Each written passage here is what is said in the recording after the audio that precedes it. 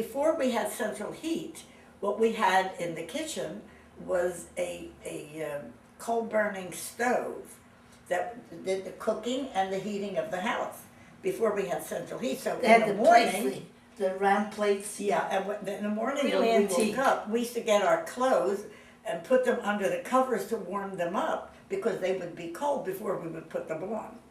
So you did not have heat in your bedroom? Oh no, the only heat in the house was the stove in the kitchen at that time, before we had central heat. Oh, I remember that. I remember the clothes being so cold that we put them under the covers to warm them up, and then we would get out of bed and put them on. How cold do you think it was?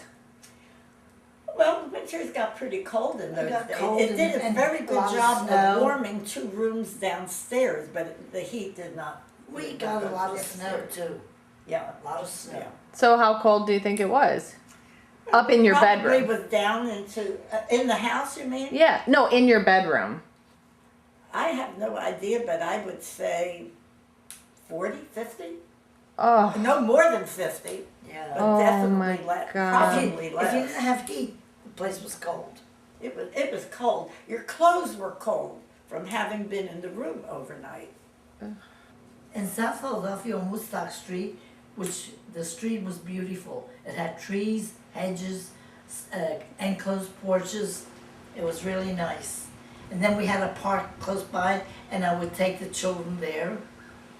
That was beautiful. And Joseph would be on a bike, and Jerry, I'd have her in the stroller. nice. Do you have any fond memories of Philadelphia? Yeah, I liked Philadelphia. I liked what Philadelphia made possible.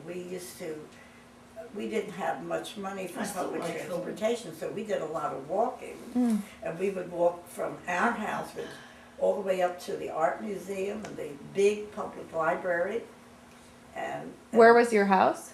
we were 14 blocks south of Market on Passaic Avenue, and the museum and the main library were at 19th and Parkway. So that was really quite a bit, but it was a nice walk. We used to enjoy it. And in those days, you didn't worry about being on the street. You didn't worry about children being free, walking about, taking public transportation. But we especially enjoyed the art museum. We spent a lot of time, my friends and I, walking up to the art museum. The one that's featured in the movies was Rocky. Yeah. in Rocky, that one. My father bought it because at that time he was doing some work at home on headstones. And he bought it for that. His intention originally was to build a house in Fox Chase, which is a suburban area of Philadelphia. But as times went along, and partly illness, partly the depression, he wasn't able to move. So they added on and developed what used to be the store was turned into a living room.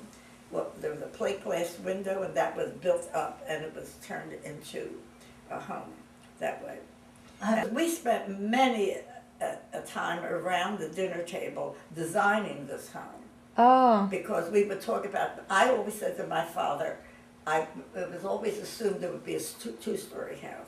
I wanted a library, and I wanted a marble balustrade. Can you imagine? Carved, I wanted it. So we had a lot of fun designing a house that never got built. I would say just a couple $1,000, I would think. And then when Anita sold it, it was up in the, up in the 180,000. because Cecilia and Anita ended up living there. Yeah, they ended up living there together, just the two of them. And then when Cecilia broke her hip, she had to go into the nursing home, and Anita stayed, I guess, 5 more years after that. Was Anita in the house about 5 years after Cecilia broke her hip? I don't know what you said. That's all right. About 5 years after Anita broke her hip, and then after Cecilia broke her hip. And then finally, one time when Carolyn was out of town and I was out of town, and Aunt Anita got very ill, she recognized that there was nobody to take care of her, and that's when she finally made the decision to sell the house and go into a retirement place. Yeah. We lived on 21st Street when we got married, and then my father and my stepmother moved to the villas, because he opened a barber shop Yeah. and left my sister, both sisters, on 21st Street with Joe. And they had to pay rent. They didn't have that kind of money, really. And it was really terrible. So we lived in Washington State, Grandpapa and I used to dream that they were having problems every night. And I'd say to Dante, I have to go home. He says, why? I says, they're having problems. I have to go home. He says, you can't, because I was pregnant. He says, you can't. I says, I got to. So the next night, I dreamed that they're having trouble. And I said, I gotta go home. He says, if you go home, you're gonna have the baby home. I said, well, we'll see. He says, all right, I'll take you home. And because But actually, they were adults, so they could have Huh? taken, they were adults, they could have taken care of their own problems. Why did you Molly have to do wasn't. it? She was going to school. Well, but Joe and John No, weren't John that wasn't young. there. Josephine and Joe. No. John was in They, the army. they were old enough to solve it themselves. Rose, John was in the army. But Joe was there and Josephine was working. Yeah, but they didn't have that kind of money. I know, but neither did you. I know, but I came home and Okay. I bought that. I saw that house on Woodstock Street, and I got it. How? How? Yeah, Well, where did you get the money? We sold a car.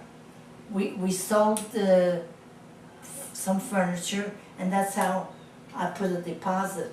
Mom has said to me, your mom says I paid too much for the house. It was $5. First he said 45, and then he said 5. He raised it $5,000. At that time, in 1943, $5,000 was a lot of money. But I got it for them. I straightened it out, and then I said to them, I'm going back to Washington State. And that's what I did. And they took care of it. They lived in the house? Pardon? They lived in the house? They lived in the house until I came home. Well, it was over a year. Your dad was about 7 months old, 8 months old when I came home. Then I took over. I took care of the place.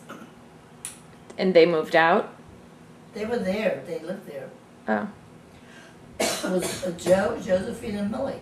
And then Dante and I lived there. It was getting crowded, really. Yeah. When the kids came, I had 2 cribs in the bedroom. Thank goodness the bedroom was big. That was a big room. Yeah, I had a big bedroom. So I was able to have 2 cribs. Hmm. It was a rough life. Was it? Oh, yeah. Why? It was. It wasn't easy to, I had to take care of them, cook for them, take care of the house. And finally, Dante says, we're going to pay for the house cash. He got his army money, and that's how we paid for it. He got the money from the army, his insurance, whatever it was, I don't know, and we paid for it. I think it was mustering out pay. Huh? It was mustering out pay. Whatever, his insurance too. We used it and we paid the house. That's what I'm saying. That's the money that you used. I'll tell you how I met him. It was Halloween, and I was dressed in Halloween, and I was with my girlfriend, and we went to the house of where he used to go with what was his name, his buddy? Nicky. Nicky. Who? Nicky. Nick and Joe. Oh. He used to go there. But we went over there, my girlfriend and I went there, and I was all dressed up, and we sat there a while and talked. And then we were leaving, and he says, I'll take you home. So I said, okay. So we took my girlfriend home first, and then he took me home. And then he asked me for a date, and that was in October. So I had that down that we met in October. And he dated me 1938. Well, this bracelet is 1938. He gave it to me. Imagine that. 1938. It's wearing out. You know why? It's 18 karat gold, and that's not a It's high softer. gold. Yeah, it's soft. So it's bending. How long did you date? 5 years. Was Well, that he- long at the time to date that long? Well, he said to me that we couldn't get married because his mother needed his money because he was working. And, nobody, only Cecile was working. So he said he had to help his mother, and we couldn't get married. So I said, okay, that's fine. How old was he when he married? When we got married, How old was Dante? Yes. well, 28. I was 26 and he was 28. Before we started to go out, Dante used to come over for a haircut. And some From your dad? Huh? From your father? Yeah. And he would sit there a while. And one day I was playing the piano, and he came in the living room and sat there and stayed there. I didn't bother him. I didn't talk to him, I didn't. I just played. So my stepmother says to me, he's not coming here for me, Because, can you clarify that your stepmother was his aunt, right? Yeah. Well, he used to go to my dad for a haircut, and then he'd hang around because that was his aunt.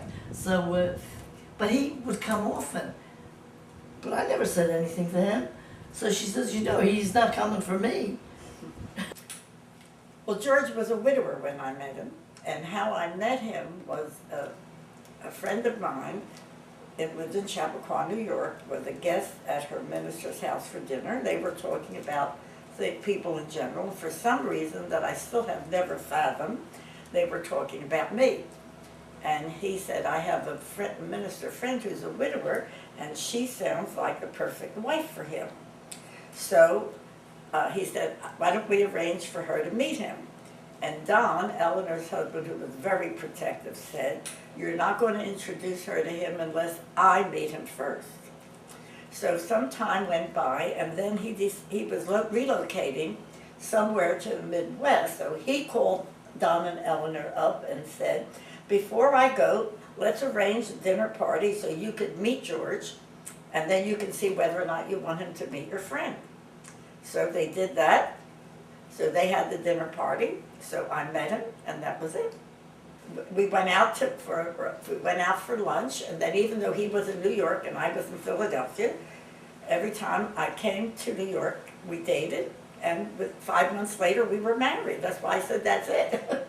I think that what I would say is learn how to live as fully each day as possible, to focus on possibilities rather than negatives, and to learn to function out of yourself, and to accept the fact that nobody else makes you happy, nobody else meets your needs. You meet your own needs, and that happiness is a byproduct and not something that you seek after. In a nutshell, I think that's what I would say. Well, first of all, to be honest, and secondly, music was my favorite thing. To play music? I always liked music.